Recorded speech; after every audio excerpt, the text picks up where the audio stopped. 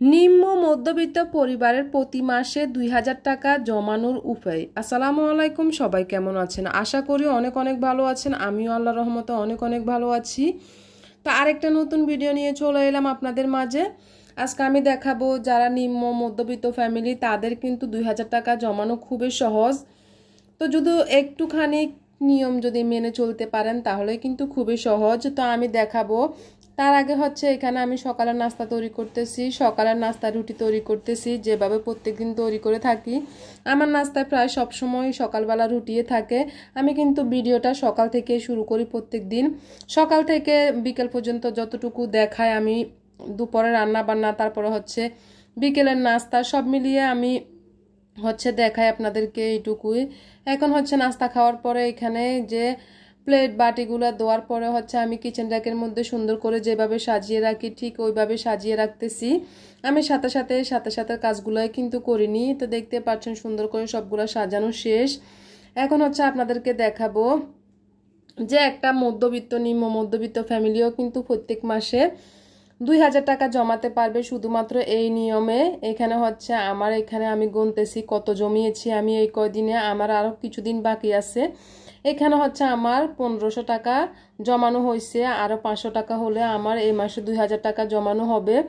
তো প্রত্যেকটা কিভাবে আপনারা এই টাকাগুলো জমাবেন সেই নিয়মটা আপনাদেরকে বলে দিব আজকে আমি। এখানে হচ্ছে ১৫০০ টাকা আমি এই মাসে, এখনও মাস কিন্তু শেষ হয়নি, জমিয়েছি ১৫০০ টাকা। আরও ৫০০ টাকা হলে কিন্তু এই মাসে আমার ২,০০০ টাকা জমানো হয়ে যাবে। তো আমি যেভাবে জমিয়েছি ঠিক আপনাদেরকেও বলবো কিভাবে জমাতে পারবেন আপনারা। এখানে হচ্ছে নিম্ন মধ্যবিত্ত পরিবার প্রতি মাসে ২,০০০ টাকা জমানোর উপায়। এক, নিজের প্রতি টাকা জমানোর আত্মবিশ্বাস আর কনফিডেন্স থাকতে হবে। এটা কিন্তু প্রত্যেক একেবারে যে কোনো মানুষের নিজের প্রতি যে আমি টাকা জমাবো, নিজের প্রতি একটা কনফিডেন্স, একটা আত্মবিশ্বাস থাকলে, জোর থাকলে কিন্তু অবশ্যই আপনি জমাতে পারবেন। আপনার হয়তো বা ভাবছেন যে আমি পারবো না, আমার সংসারে অনেক খরচ, অনেক জামিলে, আমি কখনো টাকা জমানো আমার সম্ভব হবে না। না, আপনিও পারবেন। শুধু একটুখানি মনে জোর থাকতে হবে, আত্মবিশ্বাস, কনফিডেন্স থাকলে কিন্তু আপনি টাকাগুলো জমাতে পারবেন। এরপর হচ্ছে বেতনের প্রথমে ৫০০ টাকা জমাতে হবে। এটা কিন্তু প্রত্যেক মাসে একেবারে বেতনের শুরুতে কিংবা প্রথমে আর কি ৫০০ টাকা আপনাকে জমাতে হবে। তারপরে হচ্ছে যাদের নিম্ন ফ্যামিলি তারা আর কি এর উপরে হচ্ছে আরও অনেক অনেক বেশিও জমাতে পারবেন। এরপর হচ্ছে সংসারের সব কিছু হিসাব করে চলতে হবে। এটা তো সব অবশ্যই করতে হবে, সংসারের সব কিছু হিসাব মেনে তারপরে চলবেন। এরপর হচ্ছে বাচ্চাদেরকে শাক সবজি সব ধরনের খাবার শিখাতে হবে।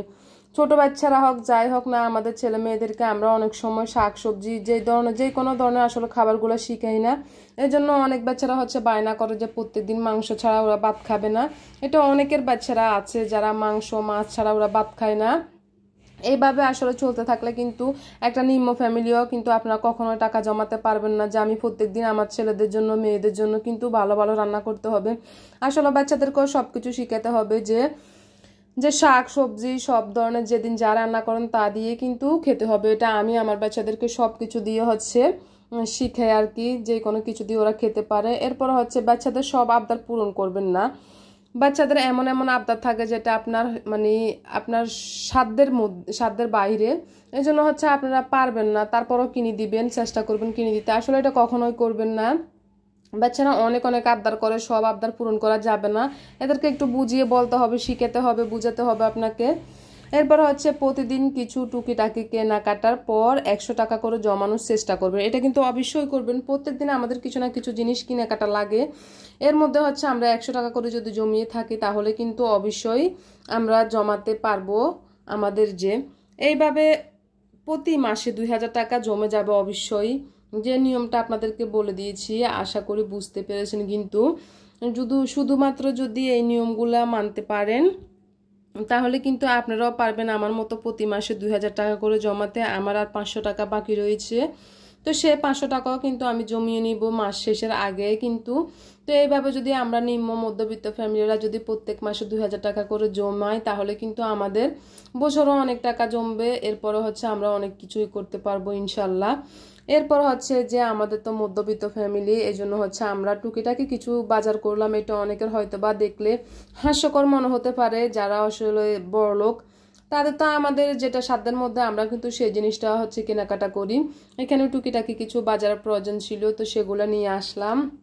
মিষ্টি কুমড়া, আটা, আলু, এখানে কিছু কাঁচা বাজার, তারপরে হচ্ছে জাম্বুরা। তো এই টুকিটাকি কিছু বাজার করলাম আর কি। আমরা এখানে হচ্ছে কিছু গামছা, তোয়ালে, এগুলো হচ্ছে আসলে কিনে আনা হয়েছে। আর আমার ছেলেদের জন্য হচ্ছে কিছু ফ্যানও কিনলাম। এটা হচ্ছে লুঙ্গি, লুঙ্গি একটা কিনলো। তারপরে হচ্ছে এখানে আমার বড় ছেলের ফ্যান, ছোট ছেলের ফ্যান। তো আসলে রেগুলারলি ইউজ করার জন্য কিছু টুকিটাকি আমরা কেনাকাটা করলাম এগুলোর মধ্যে আর কি। এখানে শুটকি আনা হয়েছে। শুটকি কিন্তু আমার অনেক পছন্দ, তো শুটকি খেতে অবশ্যই ভালো লাগে। তো 2 রকমের শুটকি নিয়ে আসলাম এখানে। তো যাই হচ্ছে, এই যে দেখতে পাচ্ছেন মধ্যবিত্ত ফ্যামিলিদের টুকিটাকি কিছু বাজার এটাই থাকে। এই ধরনের বাজারগুলো আসলে আমরা করি আর কি সবসময়। তো এরপরে হচ্ছে আমার দুপুরবেলা রান্না বান্না চলে আসলাম। দুপুরবেলায় হচ্ছে আমি এখানে প্রথমে ভাত বসিয়ে দিয়েছি, দেখতে পাচ্ছেন ভাত প্রায় হয়ে এসেছে। এরপরে হচ্ছে এখানে তরকারি বসাবো। তো আজকে কি রান্না করব দেখতে পাচ্ছেন, এখানে শাপলা নিয়ে নিয়েছি। শাপলা রান্না করব আজকে চিংড়ি মাছ দিয়ে। তো আমি এখানে মোটামুটি রান্নাটা এখানে দেখতে পাচ্ছেন চিংড়ি মাছটা আমার কিন্তু কষানো হয়ে গেছে। এরপরে হচ্ছে শাপলাগুলো আমি দিয়ে দিচ্ছি। তো শাপলাগুলো দেওয়ার পরে হচ্ছে আমি একটুখানি নাড়াচাড়া করে দিয়েছি। এরপরে হচ্ছে আমি ঢাকনাটা দিয়ে দিয়েছি, রান্না হইতেছে দেখতে পাচ্ছেন। চিংড়ি মাছ দিয়ে কিন্তু শাপলা রান্না করলে অনেক মজাই হয়।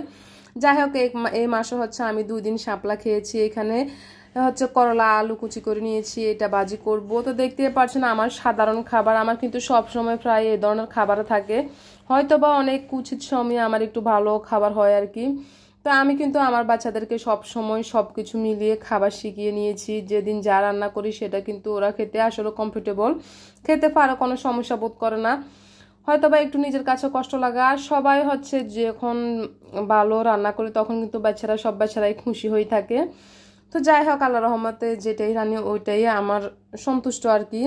তো দেখতেই পাচ্ছেন আমার রান্নাগুলো কিন্তু হয়ে গেছে। এখানে যে চিংড়ি মাছ দিয়ে শাপলা দিয়ে রান্না করেছি, আর এখানে হচ্ছে আলু করলা ভাজি করলাম। তো এটাও হয়ে গেছে। এই 2 তরকারি হচ্ছে আমার আজকের রান্না। তো এটা নিয়ে শুকরিয়া শকর আলহামদুলিল্লাহ। আমি কিন্তু আপনাদেরকে সবকিছু দেখিয়ে দিই যেদিন যা রান্না করি। এখানে হচ্ছে বিকেলের নাস্তায় ফুলঝুরি পিঠা তৈরি করেছি, দেখতে পাচ্ছেন। অনেক কষ্ট হয়, আমি একা হাতে তৈরি করতেছি। আমার কাছে যতটা সহজ ততটা কষ্ট মনে হয়, কিন্তু খেতে এগুলো অনেক মজা হয়, মোটামুটি ভালোই লাগে এখানে।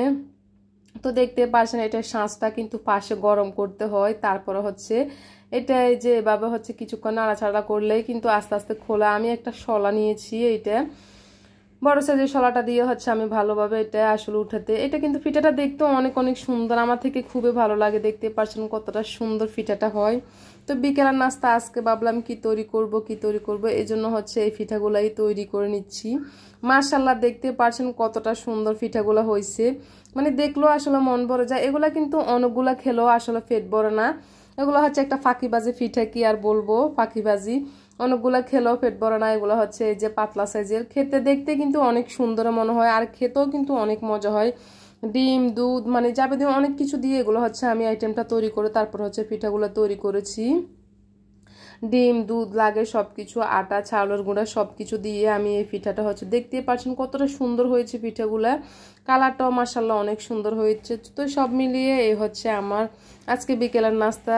তো এই পর্যন্তই, সবাই ভালো থাকবেন, সুস্থ থাকবেন, আল্লাহ হাফেজ।